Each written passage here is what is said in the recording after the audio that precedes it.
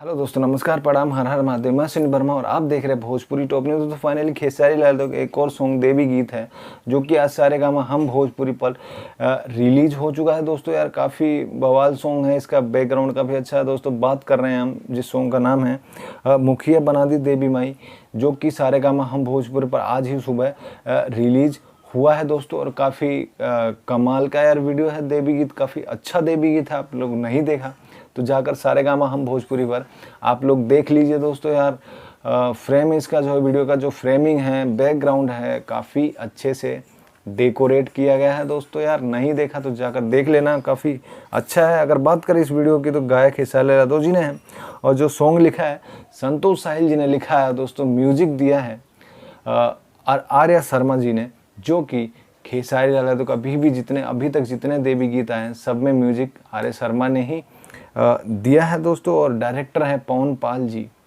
इसके जो video director हैं पवन पाल जी है। और सारेगामा हम भोजपुरी चैनल पर रिलीज हुआ रहा है, नहीं देखा तो देख लेना। इसी के साथ अगर मेरी वीडियो अच्छी लगी तो दोस्तों चैनल को सब्सक्राइब कर लेना, क्योंकि हम खेसारी लाल यादव के न्यूज़ और अपडेट लेकर आप लोगों के सामने आते रहते हैं। चैनल को सब्सक्राइब कर लेना यार, और मिलते हैं नेक्स्ट वीडियो में एक अच्छे से अपडेट के साथ, बवाल अपडेट के साथ। तब तक के लिए जय हिंद।